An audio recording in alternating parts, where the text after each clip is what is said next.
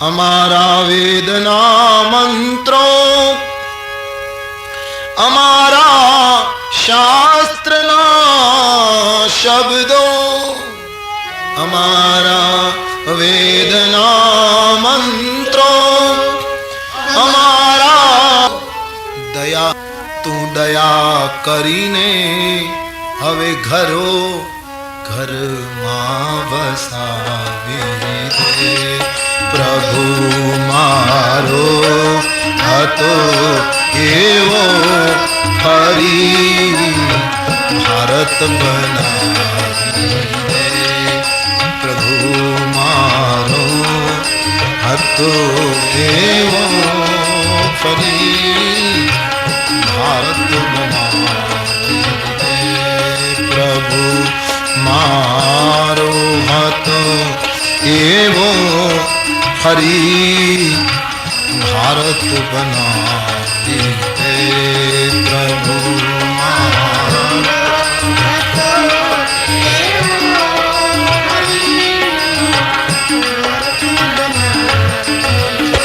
આટલા માટે યુવાન દાંપત્ય સુધારે.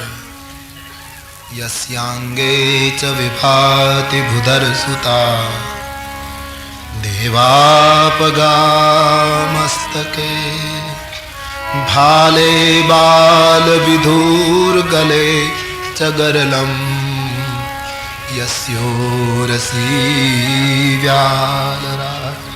ભગવાન શંકરના મસ્તક ઉપરથી જટા વહે. ગોસ્વામીજી એમ કહેવા માંગે, હે યુવાન, યુવાનીમાં તારા મસ્તક ઉપર વિવેકની ગંગા હોવી જોઈએ. શું કરાય, શું ન કરાય, શું બોલાય, શું ન બોલાય, શું ખવાય, શું ન ખવાય,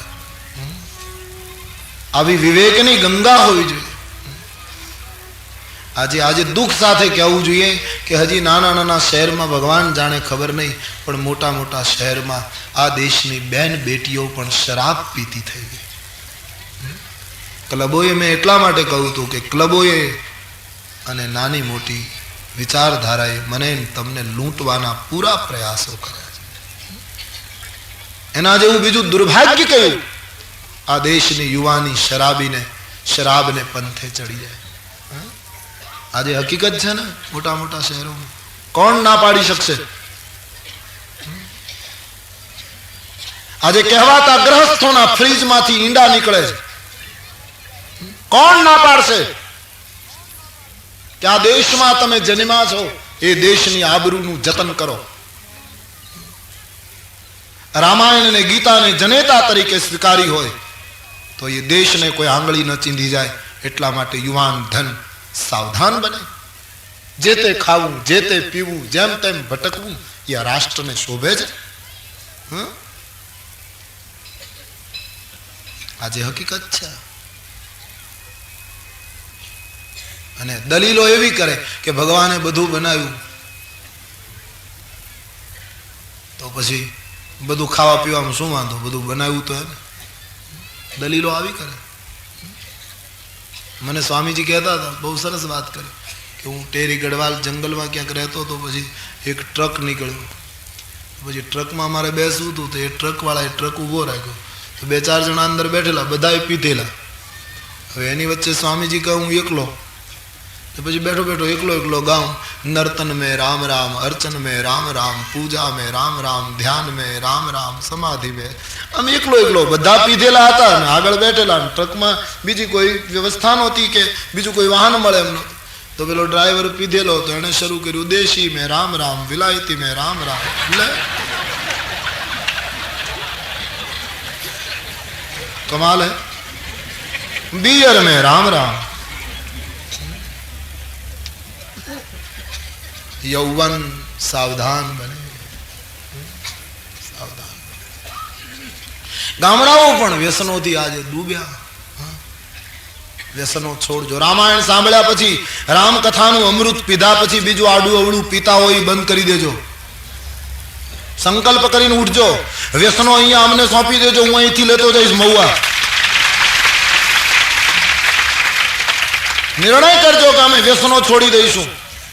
અમે આ રાષ્ટ્રનું ગૌરવ હણાય એવું કોઈ પગલું નહીં ભરીએ. વ્યસનો ઓછા કરી લો. આપણને ન શોભ્યા. વ્યસન કરો, દીન દુખીના આંસુ લૂછવાનું. વ્યસન કરો, કોઈનું બાળક ફી વગર શાળાએ જતું અટકી ગયું હોય તો ગમે તેમ કરીને એની ફી ભરવાની.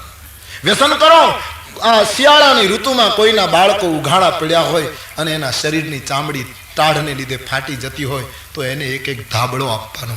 આ વ્યસનો ઇતિહાસમાં લખાશે.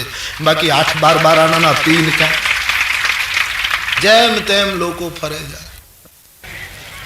અમારે સૌરાષ્ટ્રમાં એમ કહેવાય, એક માણસને હોકો પીતો હતો. હોકો આપે જોયો છે ને, નહીતર અમારું પાછું એમ જતું રહે છે. ઘણી વખત હું કીધા કરું ને તમે ખ્યાલ ના આવ્યો હોય તો મારી મહેનત બધી નિષ્ફળ જાય. રાતના 12 વાગે એક જણો ઘરની અંદરથી કબાટ બહાર કાઢતો હતો. હવે ખબર નહીં રાતના 12 વાગે કબાટ શું કામ બહાર કાઢવાનું, એમાં કોઈ નીકળે નહીં. પછી મદદ કરવા માટે આમ બારીમાંથી જોયું તો પોલીસમેન ફરે, ચોકી કરતો જ. પોલીસમેનને કહું, ભાઈ જરા મદદ કરો ને, આ કબાટને જરા ધક્કો મારો, મદદ કરો. પેલો પોલીસમેન આવ્યો અને બરાબર વચ્ચે દરવાજામાં અટવાઈ ગયેલો કબાટ. એ 2 કલાક સુધી બંનેએ મહેનત કરી. પછી પોલીસ બોલ્યો કે આ કબાટ અંદર નહીં આવે. પેલો કે દેવતા મારે બહાર કાઢવો, તું આ 2 કલાકથી અંદર ધક્કો મારે છે. પેલા કીધું આ નહીં અંદર જાય, હવે આને બહાર કાઢવો હતો. એમ ક્યાંક હું આમ બોલ્યા કરું ને તમારે ક્યાંક આવું ન થાય કે આ કબાટ અંદર નહીં આવે. હોકો ગામડામાં સૌરાષ્ટ્રમાં હોકો હોય, તમાકુ ભરે ઉપર અગ્નિ નાખે, નીચે પાણી ભર્યું હોય, એની નળી હોય મોટી. પછી બેઠા બેઠા પીતા હોય, ટેબલ ઉપર હોકો પીડ્યો હોય, પગ ઉપર પગ ચડાવ્યો હોય, પાઘડી મારી હોય અને હોકો પીવે ત્યારે એની ગડગડાટી બોલે. પેલું પાણી હોય ને એ બહુ સરસ સંગીત એમાંથી ઊભું થાય. એક જણો હોકો પીવે તો હોકો એના ઘરના આંગણામાં અને એની પેલી જે નળી હતી 15 ફૂટ લાંબી, ત્રીજા ઓરડામાં બેઠો બેઠો પીવે. હોકો બહાર. કોઈ આવીને પૂછું કે આમ કેમ? કે વ્યસનથી જેટલા દૂર એટલા સારા. અરે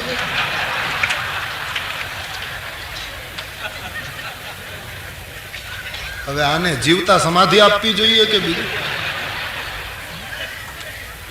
વ્યસનથી જેટલા દૂર. રામાયણ સાંભળીને વ્યસનો છોડજો.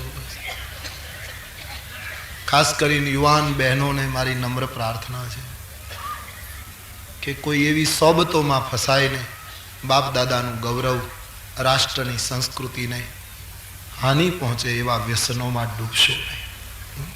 કેવું દુર્ભાગ્ય છે આપણા રાષ્ટ્રનું. આવું બધું બને છે. તો હું આપને એ કહી રહ્યો હતો, વિવેકની ગંગા યુવાનો મસ્તક ઉપર રાખે.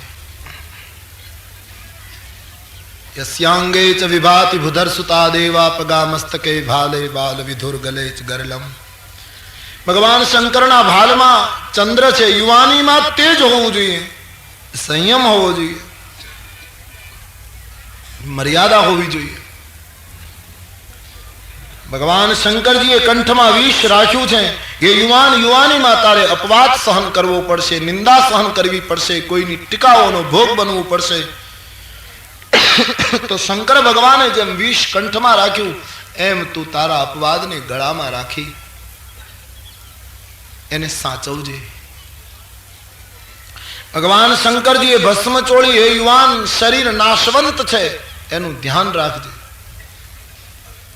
ભગવાન શંકરજીએ સર્પના આભૂષણો પહેર્યા. યુવાન સંસાર ભોગવજે પણ આસક્ત ન થઈશ, નહીતર એ સંસારની સંપત્તિ તને સર્પ બનીને દંશ દેશે.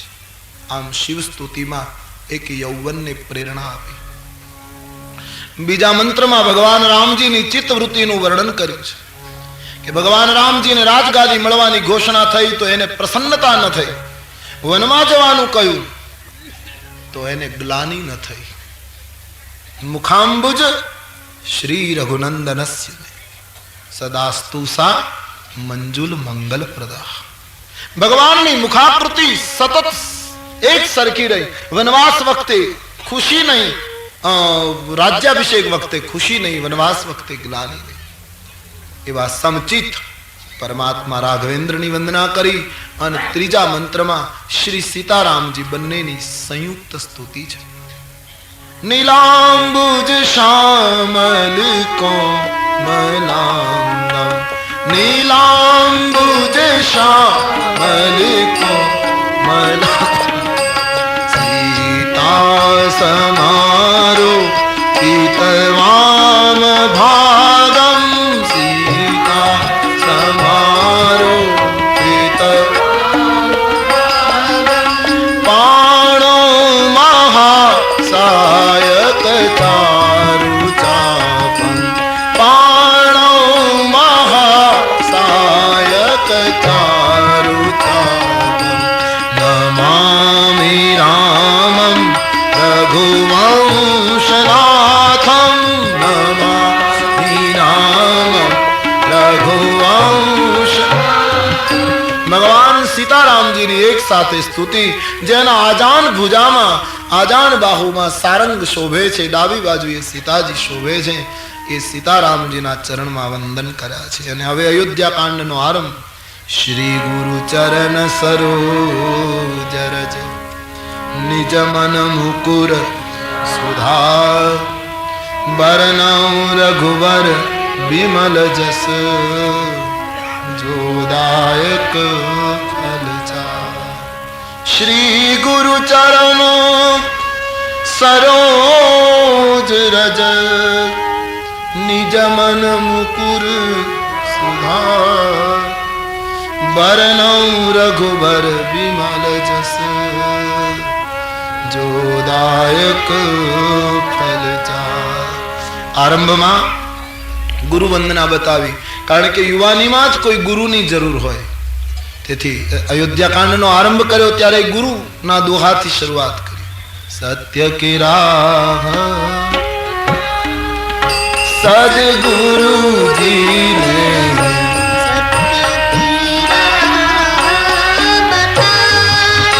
सदगुरुजी ने सत्य की राह बताई, सदगुरुजी ने नाम प्रभु के नाम से हरि के नाम नेहा लगाई, हम से सदगुरु जी की राह बता, सदगुरु जी की राह बता, सदगुरु जी ने सत्य की राह बता,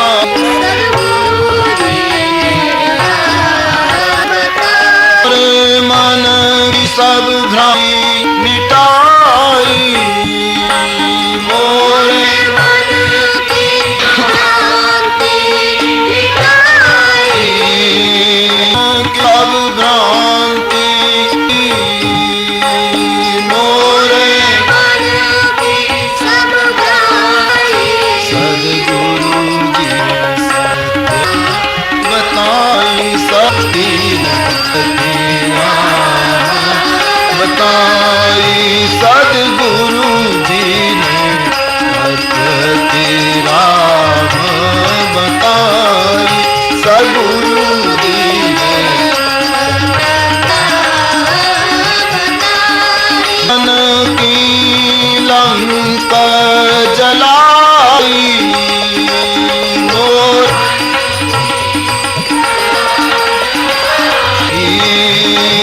मोरे मन की लंका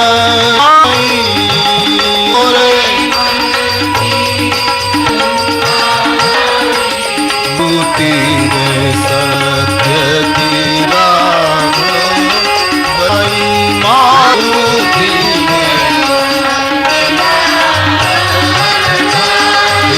बजरंगी सत्य की राह बताई, बजरंगी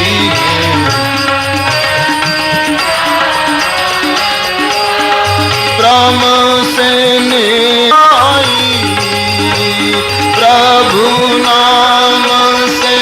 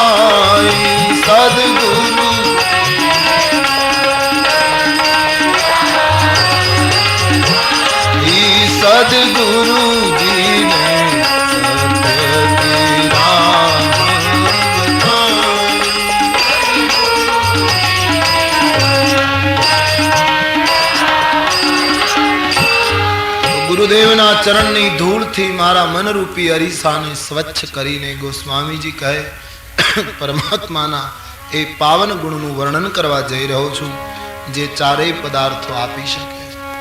ગોસ્વામીજી હવે અયોધ્યા કાંડની પહેલી ચોપાઈ લખે છે. જબ તે રામ બ્યાગી ઘર આએ નિત નવ મંગલ મોદ બધાય.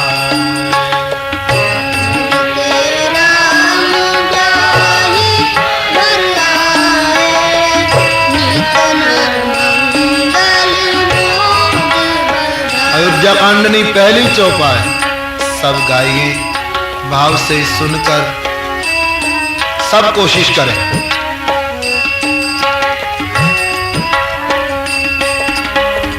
जब ते राम ब्यागी घर आए नित नव मंगल मोद बधाए.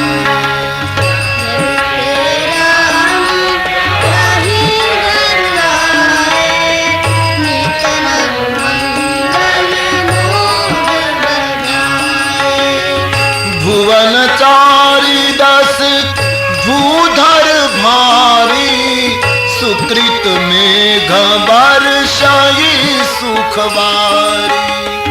भुवन चारी दस भूधर भारी सुकृत मेघ बरसाई सुखवारी. भुवन चारी दस भूधर भारी सुकृत में शरीरी.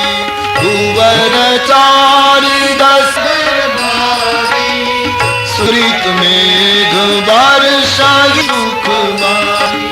रिद्धि सिद्धि संपत्ति सुहाई उमगी अवध अम्बुदी.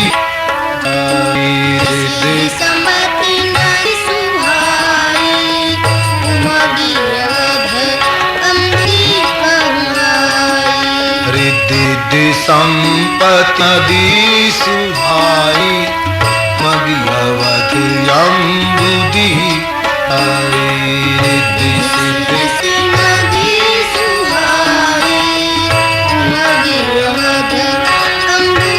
ज्यारथी राम परणी आया त्यारथी अयोध्या में नित्य नवो आनंद. नित्य मानस काले राम परणी आया आकाश में अषाढ़ी मेघ नौता चढ़ता पण पुण्य ना वादळाओ चढ़वा लगे. अषाढ़ना वादळाओ चढ़े ने जेम पानी वरसे एना वादळाओ चढ़ी ने अयोध्या ऊपर सुखनो वरसाद करवा लाग्या. रिद्धि सिद्धि निरियो में पूरा हुआ मांड्यू. अयोध्या नी अंदर आ बधु पानी ठलवावा मांड्यू. अयोध्या एटली सुख ने समृद्धि थी भराई. गोस्वामी जी कहे कि ब्रह्मा भूला पड़वा लाग्या. कहीं न जाई काचू ना गई भूति तने विचि कर तू. कहीं नाई काचू नगर विभूति जनुई तने विलंची कर तू.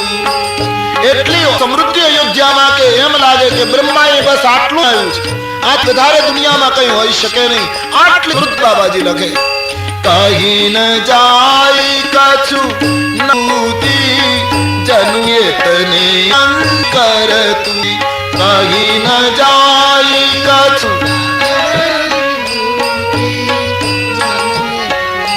वीरांचरितु. सब विधि सब पुर लोग सुखारी रामचंद्र मुख चंद्र निहारी. सब विधि सब पुर लोग रामचंद्र बड़भागी है. विधि सब पुर लोग सुखा राम मुख चंद्र निहारी.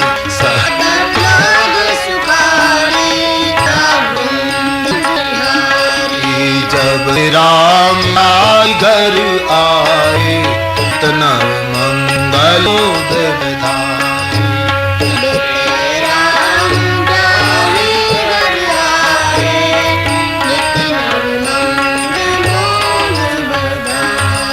दरेक रीते लोको सुखी दिया. रामचंद्र मुख चंद्र निहारी. ऐश्वर्य आटलो बधो वैभव अयोध्या में फूट्यो.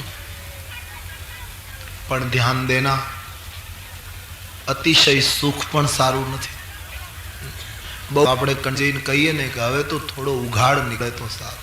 સૂરજ થોડો પડા ક્યાંય સુકાતા નથી, આખું ઘર ભીંજાઈ ગયું, ઘરની બહાર નીકળાતું, અતિ વર્ષા. ભગવાન રામજીને પણ એમ લાગ્યું છે કે અયોધ્યામાં સુખનો ખૂબ વરસાદ પડ્યો, હવે 14 વર્ષનો થોડો સૂરજ દેખાવાની જરૂર છે. હવે થોડીક ધ્યાન દેના જીવનમાં સુખ જ પછી સારું નથી, દુઃખ પણ જોઈએ. અને એ સ્વીકારીએ ન સ્વીકારીએ તો પણ આવવા છે જ, કારણ કે જોડાયેલી વસ્તુ છે. લાકડીનો એક પકડો એટલે તમે એમ ન માનો કે બીજો પકડ્યો કરો એટલે બીજો એનાથી મુક્ત નથી. સુખ પકડ્યું એટલે સમજી લેવાનું પકડ્યું જ છે, वो बिलग नहीं है. સુખ સારું. ઉપનિષદોએ મહાપુરુષોએ અંદર વ્યાખ્યા સંપત્તિ એનું બીજું નામ વિપત્તિ છે. સારું. એટલા માટે કબીર સાહેબ સુખને શાપ આપે છે. સુખ ઉપર પથ્થર પડો જો રામ હૃદય સે, સુખ ઉપર પથ્થર પડ રામ હૃદય સે જાય, બલિહારી દુખી કે હર પરામ ભજાય. સુખ શું કામનું? જો રામ જગત સુખી થાય એમ ઋષિઓ ઈચ્છે છે, પણ એ સુખમાં ભગવાન ન ભૂલાઈ જાય એનું ધ્યાન રાખજો. સુખમાં ભૂલતા ન મુકાઈ જાય એનું ધ્યાન રાખજો.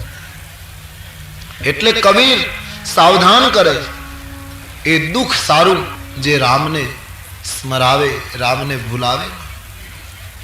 कबीरा हसना दूर कर. कबीर तो बड़े उर्वी है ना, बड़ा अद्भुत.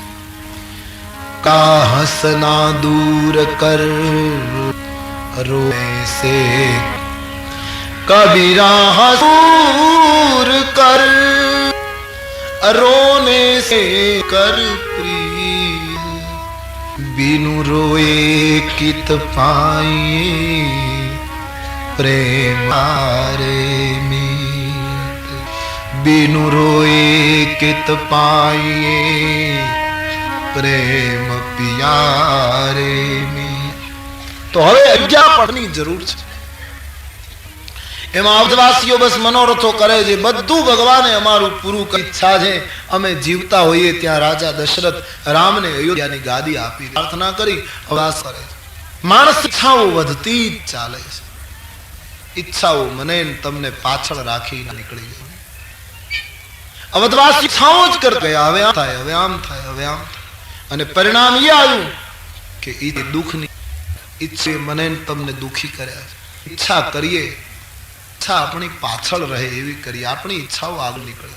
અને આ દુનિયામાં બધી ઈચ્છાઓ બધાની પૂરી થાય તો જગતમાં દુઃખનું નામ ન હોય, પણ એ તો શક્ય નથી. એટલા માટે એ માણસ વધારે સુખી છે જે ઓછી ઈચ્છા કરે છે, સમજીને ઈચ્છા કરે છે. આ કરતા પછી એ માણસ ઘણો સુખી હળવો રહે છે. અરે દુઃખી પણ અવધવાસીઓ ઈચ્છાઓ કરતા જ ગયા. બસ એમાં એક દિવસ મહારાજ દશરથજીએ દરબાર ભર્યો. પોતાના સચિવો સુભટ્ટોના સાથે બાજ ચિક્કાર દરબાર ભરાયેલો. એમાં માનસકાર કહે, મહારાજ દશરથજીએ પોતાના સ્વભાવ માણે હાથમાં અરીસો લીધો અને પોતાનો ચહેરો અરીસામાં દરબારમાં જોયો અને પોતાના મુકુટને સરખો કર્યો. દરબારમાં બેસીને મહારાજ દશરથજી દર્પણમાં ચહેરો એ ક્યાં સુધી ન્યાય સંગત હતું, પણ છતાં દશરથજીએ રાજ દરબારમાં બેસીને ચહેરો દર્પણમાં જોયો છે. કારણ આજુબાજુ લોકો પ્રશંસા કરતા હતા, આપ ધર્મશીલ છો, પૂર્ણ શ્લોક છો, સત્યવ્રત છો. દરબારના તમામ લોકો મહારાજ દશરથજીના વખાણ અને પ્રશંસા કરતા હતા. એ સાંભળી મહારાજ સામે પોતાનો ચહેરો જોયો. આ મને સ્વામીજી કહે, સમાના તમામ જ્યારે તમારા કરવા ત્યારે તમે દર્પણમાં જંતર દર્શન મુકતા. દશરથજીને એમ લાગ્યું કે આટલી આંખો મને જુએ છે, જરા હું તો મારી બે આંખથી મને જોઈ લઉં કે હું, આટલા લોકો મને જુએ છે, જરા હું પણ મારા જીવનને જોઈ લઉં કે હું આ બધાને લાયક છું. જ્યારે વાહ વાહ કરે ત્યારે વ્યક્તિ ચાહીએ જ્યાદા નિજ દર્શન કરે, અંતર્મુખ બને. સમાજની શ્રદ્ધા તૂટે એટલા માટે સાધકોએ વધારે અંતર્મુખ થવું જોઈએ. અને મહારાજ દશરથજી દર્પણમાં ચહેરો જોતા હતા, એમાં એને દેખાયું આંસો થઈ ગયો. રાજાને એમ થયું કે આ કરે મને તો ત્રાસો એક સરખો કરી નાખ્યો. કાનની આગળ સફેદ વાળ ગયા, આજ બી ધ્રુજી ગયા, કો બુઢાપા આ ગયા. આનો અર્થ એ થાય છે કે મુગુટ એ રાજસત્તાનું પ્રતીક છે. રાજવીને લાગ્યું કે આ મુગુટ ત્રાસો કાલે પડી જશે, એ પડી જાય એના વ્યક્તિના માથા પર મૂકી દઉં. હવે રાજ્ય સતી ત્રાસી જાય છે, રામજીને કરી દઉં. ત્રેતાયુગમાં તો દશરથજીની આ કથા હતી, પણ આ તો એક યુગની કથા છે. માટે આપણા માટે પણ આ સારા કે આપણો મુકુટ પણ ત્રાસો થાય ત્યારે આપણે નિર્ણય કરવો જોઈએ કે હવે યોગ્ય વ્યક્તિના માથા ઉપર આ બધી જવાબદારી કઈ. કુટુંબમાં એમ લાગે બધું છોકરાઓ બરાબર બધું ગોઠવી ચૂક્યા છે, પછી વડીલો તાજ એને સોંપી દેવો જોઈએ, સોંપી દેવી જોઈએ. મુકુટ ત્રાસો થાય એટલે છોડવું ઘણા છે. પણ ઘણા લોકો શંકા કરે કે આપણે મુકુટ પહેરીએ છીએ ક્યાં કે ખબર પડે ત્રાસો થયો કે એમ ન મુકુટતા હોય તોય ખબર પડી જાય. એક સમય આપણો એવો હોય કે આપણે ઘૂકીએ ને બૂતો આખું ઘર ધ્રુજવા માંડે આપણાથી. નોકર ચાકર ઘરના લોકો બધા આમ શિસ્તબદ્ધ થવા લાગે, આડાવડું બધું પડ્યું હોય તો સરખું કરવા માંડે કે બાપુજી આવ્યા, વડીલ આવ્યા, આખા ઘરની દિવાલો કાપવા લાગે. કોઈ ઘર ઉપર આપણો એને બદલે એક સમય એવો આવે આપણે ઘરે આવીએ, બે ચાર વાર બૂમો પાડીએ કે હું ક્યારનો આવ્યો છું, મને પાણી આપો. ત્યારે એકાદો પ્યાલો માંડ માંડ લઈને આવે ત્યારે સમજવાનું કે હવે મારો ત્રાસ થઈ ચૂક્યો છે. હકીકતમાં આવું નથી થતું. એક વખત આખા ઘર આપણો કાબુ હોય, એ જ ઘરમાં આપણી અવસ્થા થાય. વૃદ્ધ વડીલ છોકરાઓને સમજાવે તો છોકરાઓ એમ કહે બાપા તમને ખબર ન પડે, હવે જમાનો બદલી ગયો, આ તમારો જમાનો નથી, બેઠા રહો. આવું છોકરાઓ હકીકતમાં આવું બોલે છે. તમને ખબર ન પડે, બેસો. આવી દશા સમજવું કે હવે મુગુટ ત્રાસો થઈ ગયો. એટલામાં સમજી યોગ્ય સમયે નિર્ણય કરી લેવો એમાં બુદ્ધિમતા છે. પણ અપમાન સહન કરે, તિરસ્કાર સહન કરે તોય મુકાય નહીં. હા, છૂટતું નથી. બસ બહુ મોટી ઉંમર થાય પછી તમે સમજાવો એને દાદા હવે રામ ભજન કરો તો એમ કહે આ દીકરો છે ને એના લગ્ન થઈ જાય ને પછી મારે બીજું કઈ કરવું જ નથી. હવે દાદા બોલે હવે છોકરાની પત્ની ઘરે ઘરમાં આવી જાય ને પછી કોઈ કહે કે દાદા તમે કે બોલે એ તો બરાબર પણ હજી બંને એને ઘરે છોકરો જોતો પછી એને ઘરે બાબાનો જન્મ ને કહે કે હવે બોલે ભલે આ છોકરો એક દીકરાનો બાપ થયો પણ હજી કહેવાય આજે બાળક જન્મો સગાઈ પછી સગાઈ કરે સમજાવે તો કહે પછી હવે એકાદ બાબાનો જન્મ થઈ જાય.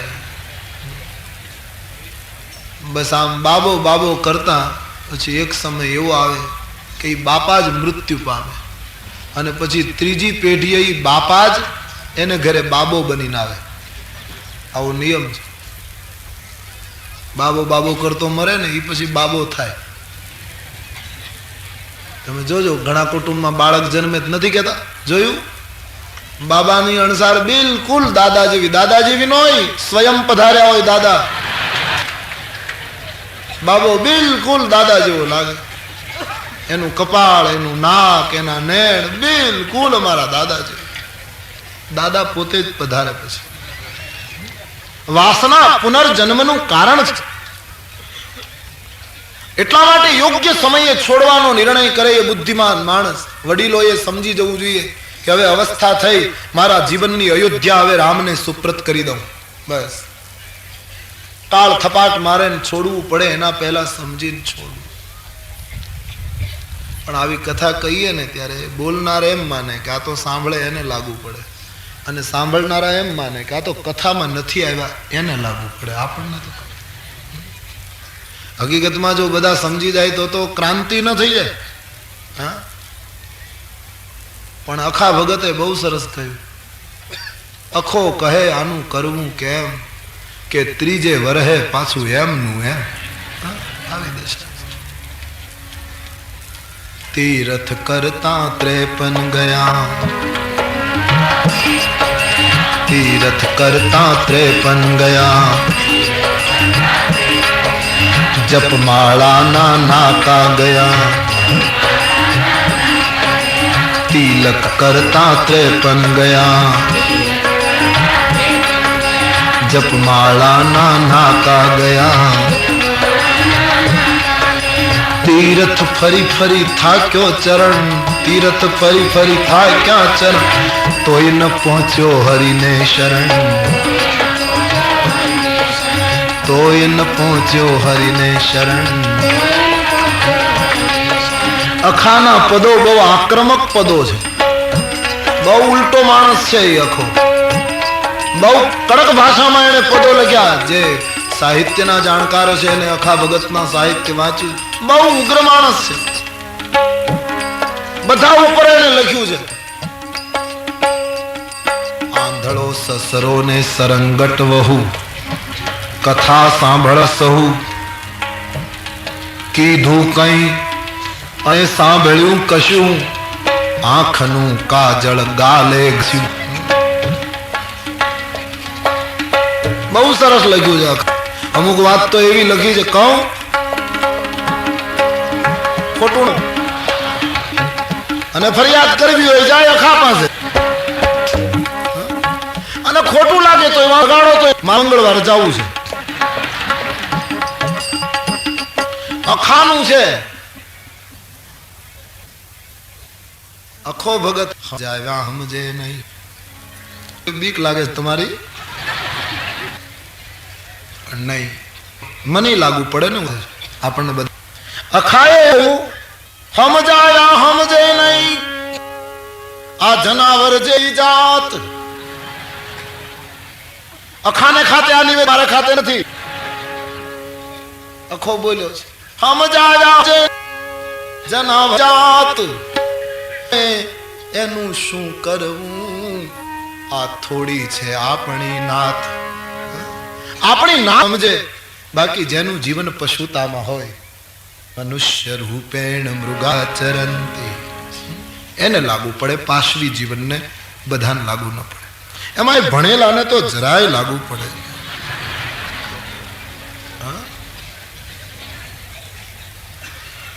સમજાવ્યા સમજે નહીં, તમને પાકું થાય એટલે ફરી ફરી। આખો બહુ ઉગ્ર માણસ છે ને, બહુ સરસ કવિતાઓ લખી। ગુરુ માટે લખ્યું, શિષ્ય માટે લખ્યું, ગ્રહસ્થો માટે લખ્યું, ત્યાગીઓ માટે લખ્યું, બધા ઉપર પ્રહારો કર્યા। આક્રમક માણસ। તો હું આપને એ કહું છું કે કથા સાંભળ્યા પછી મુકુટ ત્રાસો થાય ત્યારે નિર્ણય કરવાનો। અને એમાં દશરથજીએ બરાબર જોયું તો કાન પાસે વાળ સફેદ થયા। श्रवण समीप भय सीत के साथ, श्रवण समीप भय सीत के साथ, श्रवण समीप भय सीत के साथ। दशरथ महाराज दर्पण में जुए छे, बराबर ख्याल आयो तो कान पासे बे चार वाल सफेद दिखाया। पहली बार सफेद वाल जोया। ये सफेद वाल वળી ने महाराज ना कान में खानगी में जाने इशारो करता था कि हे राजवी, गड़पण આવી ગયું, હવે રાઘવને સમૃદ્ધિ સોંપી દો, સત્તા સુપ્રત કરો। વૃદ્ધાવસ્થાએ સફેદ વાળનું રૂપ લીધું। શ્રવણ સમીપ ભય सीत के साथ,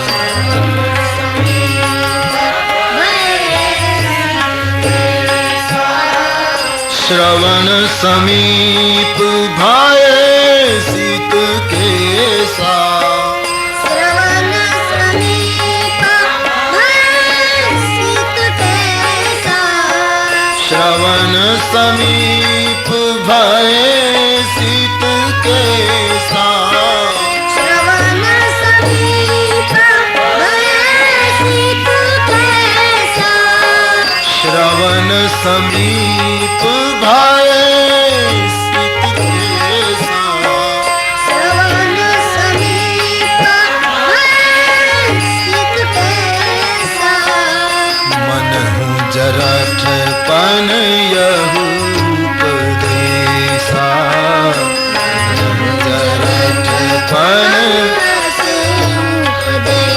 आज मन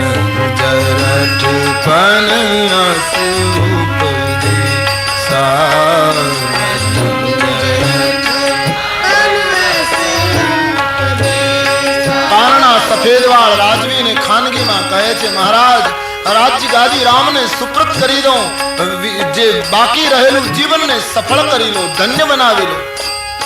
બસ આ એકલા દશરથજીની કથા નથી, આપણી કથા. આપણા કાન પાસે વાળ સફેદ થાય એટલે માણસે તૈયારી કરવી જોઈએ. ઈશ્વર આપણા વાળ એટલા માટે સફેદ કરે છે, નહીતર ભગવાન શું કામ વાળ સફેદ કરે? એમને એમ કાળા રાખે તો શું વાંધો? શું કામ સફેદ? સીધી વાત છે ને. કાળા ને કાળા રાખે તો શું તકલીફ છે? એ સફેદ કરે અને પછી આપણે કાળા કરવા માટે કેટલી ઉપાધિ. ગમે તેટલા ઉપરથી કાળા કરીએ પણ ઉગે એને કોણ પૂગે? અમારે સૌરાષ્ટ્રની કહેવત છે, ઉગે એને કોણ પૂગે? અંદરથી ધોળા નીકળે એનું શું? હા, એક થાય એકાદ રંગનો ડબ્બો પી જાઓ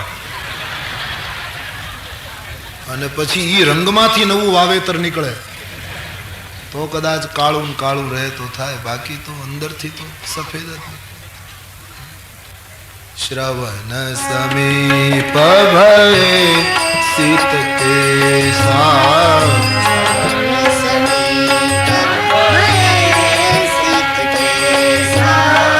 સફેદ વાળ એ ઉજ્જવળ જીવનની નિશાની છે. ભગવાન કહે અત્યાર સુધી તે ગમે તેટલા કાળા કાર્યો કર્યા હોય પણ હવે ઉજ્જવળ કામ કર, જીવનને સુધારી લે, જીવનનો પાટો બદલી લે. હો ગયા સો હો ગયા. સફેદ વાવટો ફરકાવી દે ને કોઈ સરહદ ઉપર તો યુદ્ધ વિરામ થઈ જાય. એમ માથા ઉપર સફેદ વાળનો વાવટો ફરકે પછી સંઘર્ષ બંધ, તકરારો બંધ, આ યુદ્ધ વિરામ થઈ જવો જોઈએ. હા, સફેદ વાળ આટલા માટે જ. જમવા બેસીએ અને થાળીમાં ભાત પીરસાય, છેલ્લે પછી મોહનથાળ ના આવે, ભાત આવે પછી હાથ જ ધોવાનું હોય. હા, પછી તો મોહનથાળના ટુકડા ભાત આવવાનો હોય ત્યારે પડ્યા હોય તો એ બીજો આવીને લઈ જાય પાછો. ભાત આવે પછી મોહનથાળ માંગીએ તો ડાપણ ન ગણાય. એમ મસ્તકની થાળી ઉપર સફેદ વાળનો ભાત પીરસાય પછી નિવૃત્તિનો માર્ગ લેવો જોઈએ. પછી હાથ ધોઈને નિવૃત્તિ, પછી હરિભજન. આમ સફેદ વાળ એ મને તમને માર્ગદર્શક છે. ક્રમશઃ ધીમે ધીમે માણસે નિવૃત્તિ તરફ જો. ઈશ્વર એટલા માટે સફેદ. ભગવાનનું આયોજન શાસ્ત્ર પણ વાંચવા ન પડે. માણસ જો થોડુંક ચિંતન કરે તો. શાસ્ત્રો વાંચે તો બળભાગી, પણ વ્યસ્ત માણસો કઈ વાંચે નહીં, જુએ નહીં, સ્વાધ્યાય ન કરે તો કમસે કમ શરીર શાસ્ત્રને તો તમે જુઓ. ઈશ્વરની રચના કેટલી અદ્ભુત છે, આમાં જ્ઞાન ભર્યું છે. ઈશ્વરે શરીર જ એવું બનાવ્યું છે કે એમાં જ્ઞાન પરિપૂર્ણ ભર્યું. અમુક સમય થાય એટલે વાળ સફેદ થાય, અમુક સમય થાય એટલે માણસની યાદ શક્તિ ઘટી જાય. ભગવાન અંદર એવું શું ઘસી નાખે છે કે યાદ શક્તિ જતી રહે. અમુક ઉંમર થાય એટલે વડીલો તમે જોજો, આપણે મળીએ તો એમ કહે બેટા તને ક્યાંક જોયો હોય એવું લાગે છે, બાકી તારું નામ યાદ નથી, આવું બોલશે. એનો અર્થ એમ કે ભગવાન જ એવી આખી યુક્તિ કરે કે હવે તારે આને જો યાદ શક્તિ હું આમનામ તેજ રાખીશ તો આ સંસારીઓના નામ જ યાદ કર્યા કરશે. હવે તારે સંસારીઓના નામ નથી લેવાના, હવે તારે રામનું નામ લેવાનું. એટલે યાદ શક્તિ ભૂલાવી દે. અમુક સમય થાય એટલે દાંત પાડી નાખે. શું કામ? એને કઈ દાંતની બેંક કરવી છે? શું કામ દાંત પાડી નાખે? જન્મ્યા ત્યારે દાંત નહીં, કારણ કે ભગવાનને ખબર કે બાળકની જઠરાગ્નિ મંદ હોય, એને દાંત આપીએ તો એક તો માનું ચામડું કાપશે, જે તે ખાશે, પચાવી નહીં શકે તો બાળકનું મૃત્યુ થશે. એટલે જન્મે એટલે દાંત ના આપ્યા. અમુક ઉંમરનું બાળક થાય એટલે દૂધિયા દાંત આપ્યા. કોમળ ખોરાક ખાઈ શકે એવી વ્યવસ્થા કરી. અને એમ કરતા કરતા એનું જઠર બરાબર વિકસિત થાય એટલે દૂધિયા દાંત પાછા પાડી નાખ્યા અને કાયમી દાંત આપ્યા.